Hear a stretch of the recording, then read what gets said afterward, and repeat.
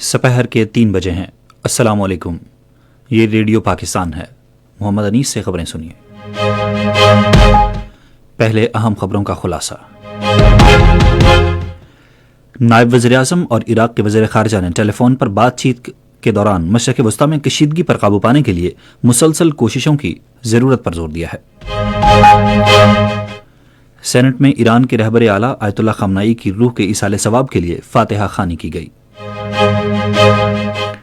افغان طالبان کی بلا اشتعال جارحیت کے خلاف پاک فوج کے مؤثر اور بھرپور جوابی حملے جاری ہیں۔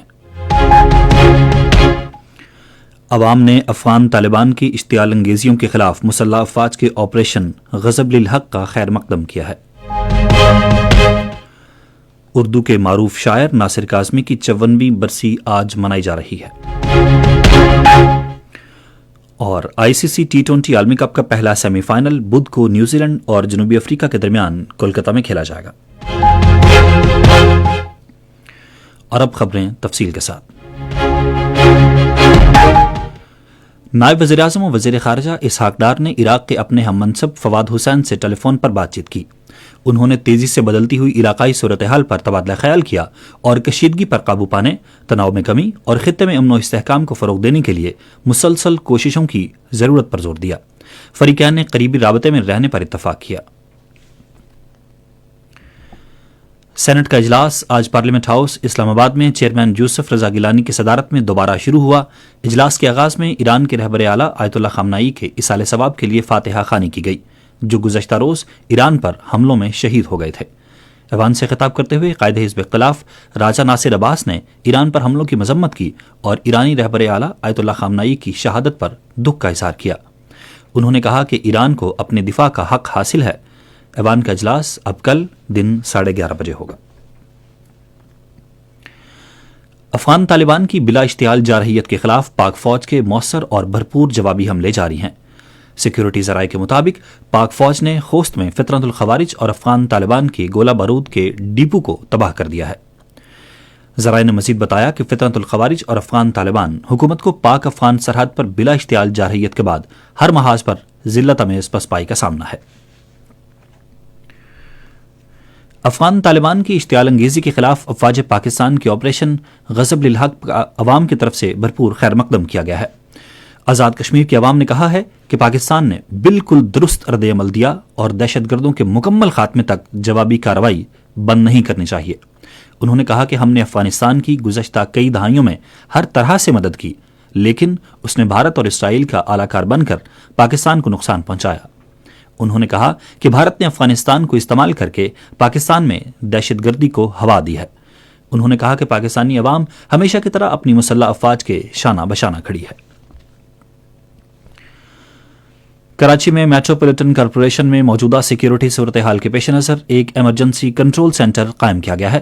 نوٹیفیکیشن کے مطابق شہری سٹیزن کمپلینٹ انفارمیشن سسٹم کے ہیلپ لائن نمبر 1339 پر شکایت درج کرا سکتے ہیں، یا chief fire officer, deputy director citizen warden اور ڈپٹی ڈائریکٹر CCIS سے سیل نمبر 0336 2112940 اور 0303 22117776 پر رابطہ کر سکتے ہیں۔ صوبائی ترقیاتی ورکنگ پارٹی نے پشاور میں اپنے اجلاس میں 52 ارب روپے سے زائد مالیت کے 32 ترقیاتی منصوبوں کی منظوری دی ہے۔ منظور شدہ منصوبے خیبر پختونخوا کی تعلیم، سڑکوں اور مقامی حکومت کے بنیادی ڈھانچے سے متعلق ہیں۔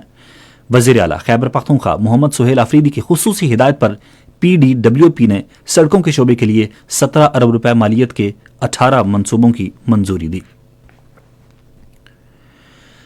وزیر اعلیٰ بلوچستان میر سرفراز بگٹی نے کہا ہے کہ ایران میں پھنسے پاکستانی شہریوں کی بحفاظت واپسی کا باقاعدہ عمل پاک ایران سرحد کے ذریعے شروع ہو گیا ہے۔ ایک بیان میں انہوں نے کہا کہ طلباء، تاجروں اور سیاحوں سمیت 70 سے زائد پاکستانی شہری ایران سے بحفاظت وطن واپس پہنچ چکے ہیں۔ انہوں نے کہا کہ امیگریشن حکام سرحدی مقامات پر 24 گھنٹے ڈیوٹی پر ہیں تاکہ لوگوں کی مؤثر اور منظم نقل و حرکت جاری رہے۔ یہ خبریں آپ ریڈیو پاکستان سے سن رہے ہیں۔ پاکستان کی سائبر فورس نے بھارت پر جوابی حملہ کیا، جس کے بعد بھارتی چینل پر پاکستان ہمیشہ زندہ باد کے نعرے چلنے لگے۔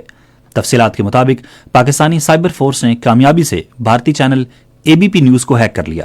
بھارتی چینل ABP نیوز پر پاکستانی فوج کا مواد نشر ہونا شروع ہو گیا۔ بھارتی چینل ABP نیوز پر چیف آف آرمی سٹاف اور chief of defence forces field marshal Syed Asim Munir کے خطاب کے اقتباسات بھی نشر کیے گئے۔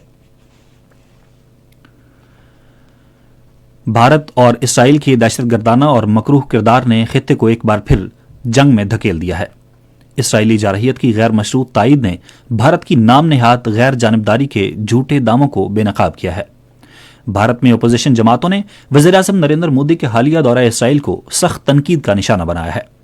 عالمی جریدے بلومبرگ کے مطابق بھارتی اپوزیشن کا کہنا ہے کہ مودی کے دورے نے ایران پر فضائی حملوں کی تائید کا تاثر دیا ہے، جس سے خطے میں کشیدگی میں اضافہ ہوا ہے۔ کانگریس کے ترجمان نے کہا کہ ایران پر حملوں پر مودی کا رد عمل بھارت کی اقدار اور مفادات سے غداری ہے۔ خیبر پختونخوا کے عوام نے ایران کے رہبر اعلیٰ آیت اللہ خامنائی کی شہادت پر اتحاد و یگانگت کے عزم کا اظہار کیا ہے۔ ڈیرہ اسماعیل خان کے عوام کا کہنا تھا کہ وہ دنیا کو یہ پیغام دینا چاہتے ہیں کہ وہ ایران کے ساتھ کھڑے ہیں اور پرامن احتجاج کر رہے ہیں۔ انہوں نے اس بات پر زور دیا کہ احتجاج کے دوران توڑ پھوڑ سے صرف اپنے ہی ملک کو نقصان پہنچے گا۔ کرم کے شہریوں نے مظاہرین سے پرامن رہنے کی اپیل کرتے ہوئے کہا کہ پرامن احتجاج سب کا حق ہے، لیکن کسی صورت بھی انتشار نہیں پھیلانا چاہیے۔ چترال کے شہریوں نے ایران کے رہبر اعلیٰ آیت اللہ خامنائی کی شہادت پر افسوس کا اظہار کرتے ہوئے کہا کہ وہ ایرانی بہن بھائیوں کے دکھ میں برابر کے شریک ہیں۔ ان کا کہنا تھا کہ ہمیں جذبات میں آ کر ایسا کوئی قدم نہیں اٹھانا چاہیے جس سے ہمارے ملک کو نقصان پہنچے۔ پاکستان ہندو کونسل نے رواں سال ہولی کی تقریبات سادگی سے منانے کے لیے صدر آصف علی زرداری کی اپیل کی مکمل حمایت کی ہے۔ ایک بیان میں پاکستان ہندو کونسل کے سرپرست اعلیٰ ڈاکٹر رمیش کمار نے ملک بھر میں سالانہ ہولی کی تقریبات کی تیاریوں کا جائزہ لینے کے لیے کونسل کو ہدایات جاری کیں۔ انہوں نے برادری کے نمائندوں پر زور دیا کہ وہ احتیاط برتیں، بڑے پیمانے پر عوامی اجتماعات سے گریز کریں اور مقامی انتظامیہ کے ساتھ مکمل تعاون کریں۔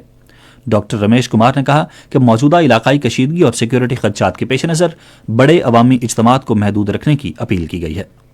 انہوں نے کہا کہ محب وطن پاکستانی ہندو برادری نے ہمیشہ قومی یکجہتی، ہم آہنگی اور بین المذاہب رواداری کے فروغ میں مثبت کردار ادا کیا ہے۔ اردو کے نامور شاعر ناصر کاظمی کی آج 54ویں برسی منائی جا رہی ہے۔ 8 دسمبر 1925 کو امبالہ برطانوی ہندوستان میں پیدا ہوئے۔